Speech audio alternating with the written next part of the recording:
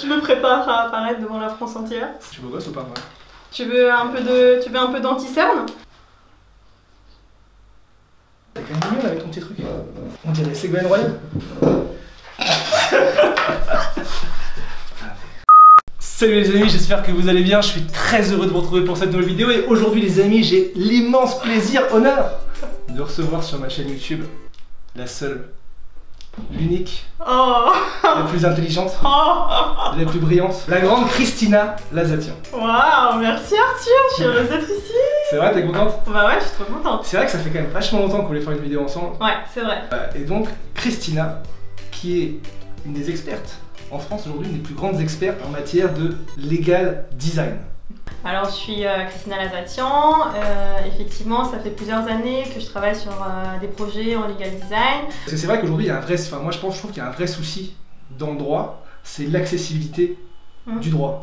L'accessibilité, il y a beaucoup de jargon juridique, il y a aussi le fait que tout ce qu'on met en place, si on parle pas forcément des cabinets, mais dans les cabinets également, mais dans les directions juridiques, notamment dans les relations avec les opérationnels, on crée tous les jours de nouveaux documents, on crée des chartes de télétravail, on crée des codes de conduite et finalement ils sont pas compris, ils sont pas appliqués et ça génère des risques pour les entreprises. Et puis c'est vrai qu'en direction juridique, si tu veux, moi je pense que le but du juriste, c'est de réussir à faire infuser le droit auprès des opérationnels. T'es pas forcément formé au droit. Non. Et c'est vrai que quand tu reçois une note explicative du juriste d'une page, et ben là tu peux être un petit peu perdu. Souvent c'est pas une page. C'est un peu plus d'une page.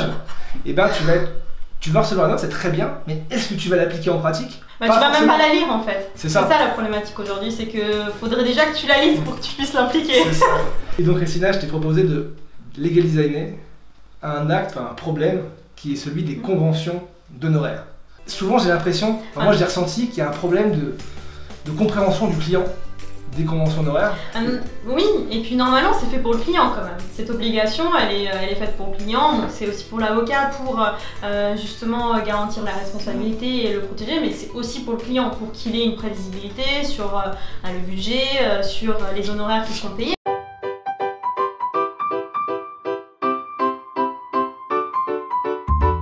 C'est la phase où on va vraiment mettre ses jugements de côté, on va se mettre à la place du client. On a les entretiens utilisateurs, les entretiens clients. Qu'est-ce que c'est?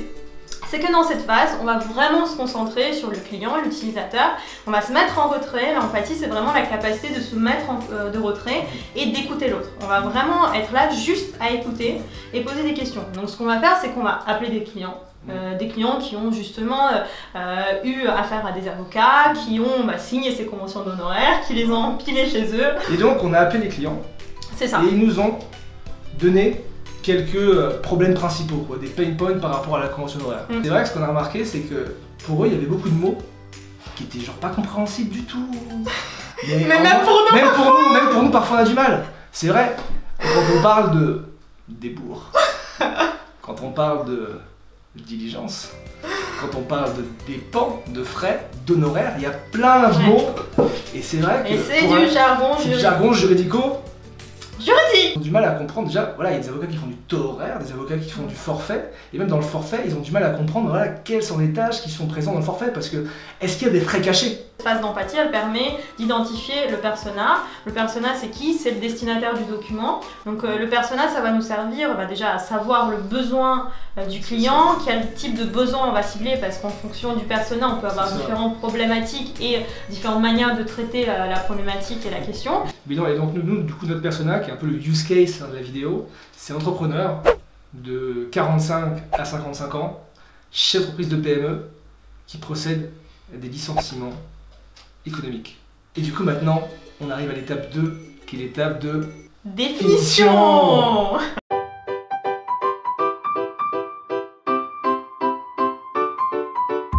Donc en fait, on va avoir une question qui va être notre fil rouge et qui va justement nous guider tout au long de notre process pour arriver à une solution qui réponde vraiment clairement à cette question. Donc comment elle va commencer? Déjà la question va toujours commencer par comment pourrait-on? Donc déjà il faut toujours être dans la positivité, avoir l'envie d'améliorer les choses, d'aller au... L'envie d'améliorer les choses et en fait toujours être dans la positivité, dans l'ouverture d'esprit. Donc on commence par comment pourrait-on? Ensuite, il faut avoir un verbe d'action pour en fait avoir une action positive pour améliorer et régler le problème, le résoudre.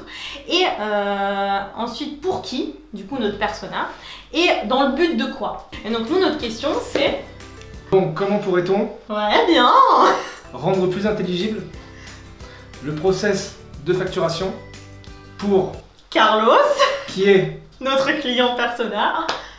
dans le but, l'objectif. Quel est l'objectif principal pour un avocat? Et ben, dans l'honoraire du moins, c'est essayer d'améliorer la relation client. Voilà. C'est ça. Donc notre objectif aujourd'hui, c'est d'améliorer la relation client Par par le processus de facturation qui est la partie très abordée dans la convention d'honoraires. Et donc maintenant, on arrive à la phase 3, la phase D'idéation.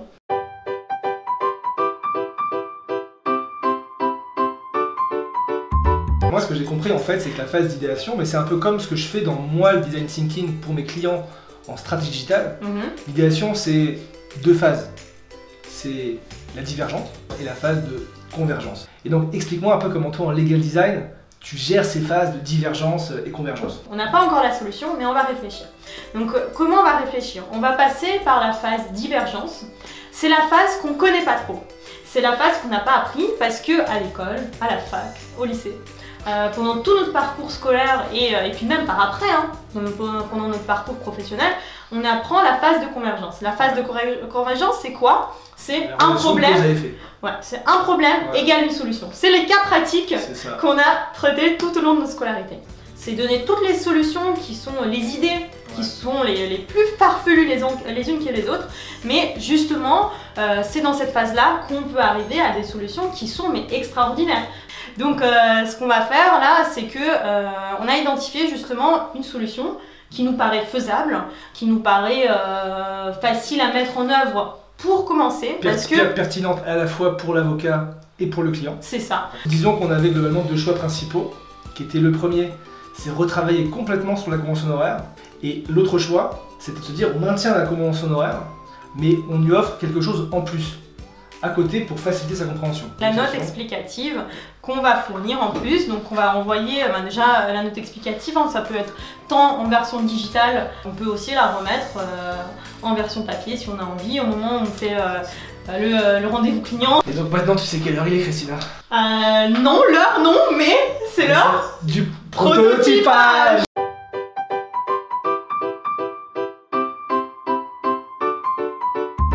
En fait, dans notre phase prototypage, on va avoir deux phases. La première phase, ce sera une phase de traitement de l'information, ce qui sera la partie langage juridique clair. Puis la deuxième phase, c'est la partie visuelle, graphique, qu'on va utiliser justement pour mettre en forme l'information, mettre en forme l'information pour une plus-value. C'est-à-dire qu'on ne va pas juste coller des pictos, de la couleur. Et donc nous, on est parti sur le modèle de la convention honoraire qui a été délivrée sur le site du barreau de Paris. Dis-moi toi, personnellement, quand tu vois ça, qu'est-ce que tu en penses? Est-ce que ça te semble lisible, audible et compréhensible pour un client? Déjà, pour moi-même, ça ne l'est pas. Et ensuite, le client, j'imagine qu'il essaiera même pas de le lire. Là, on comprend qu'au début, on fixe le forfait. Ensuite, le forfait couvre les diligences décrites à l'article 1. C'est quoi une diligence? C'est-à-dire que nous on comprend parce qu'on est juriste, mais est-ce qu'un entrepreneur, un chef d'entreprise ou même un salarié peut comprendre? Et référence à l'article 1, donc il faut remonter, nonobstant le caractère forfaitaire. Le terme nonobstant, on l'aime beaucoup, meilleur. on l'aime beaucoup chez les juristes. Et déjà même le terme de convention d'honoraire. C'est ça. Qu'est-ce que c'est une convention d'honoraire? Et il ne couvre ni les débours, ni les dépenses, ni les frais, ni les diligences supplémentaires qui figurent à l'article 1. Donc ça, c'est la meilleure. Déjà, il y a plein de nids, donc dénégations. Ensuite, débours, dépenses, frais, diligences, honoraires. 5 termes. Est-ce que le client va faire la différence? Très clairement, je pense qu'il s'y perd et il lui faut une demi-heure pour la comprendre. Et pourtant, c'est la clause essentielle de cette convention. Moi, je vois ça, je me mets dans la peau d'un client lambda, je me dis, il y a des faux frais, il y a des pièges, c'est pas forcément clair, il y a du vocabulaire que je comprends pas, l'avocat il cherche à m'embrouiller. Et c'est l'image qu'on a. Et donc, au tableau, qu'est-ce que t'écris bien, maîtresse? J'aimerais être ton élève.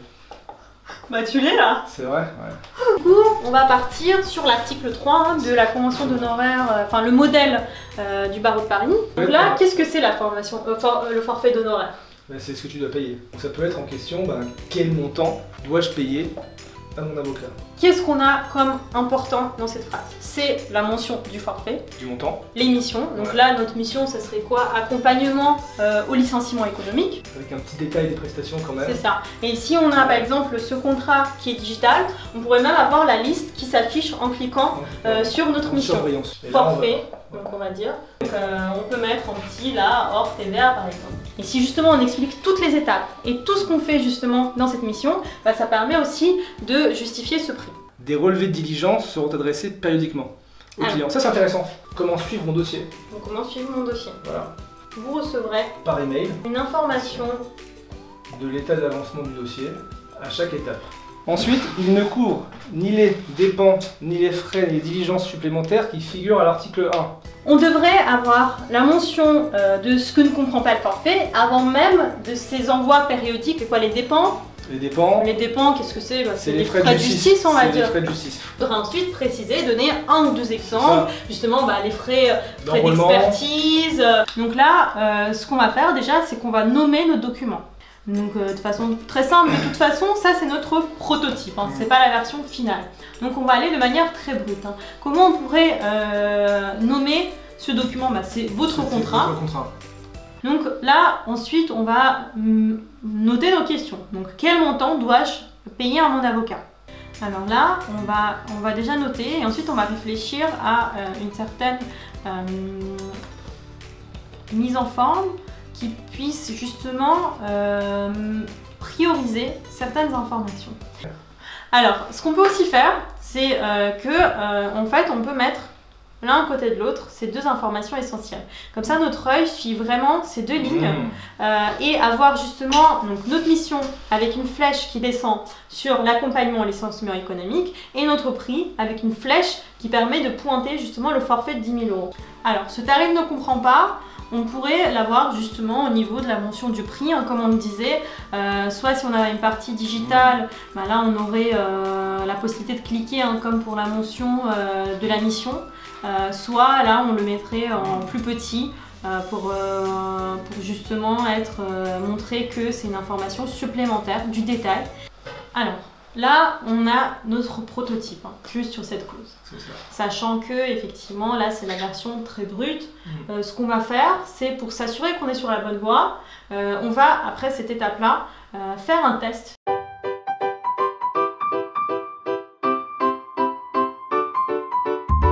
Après le prototypage, on a la partie test.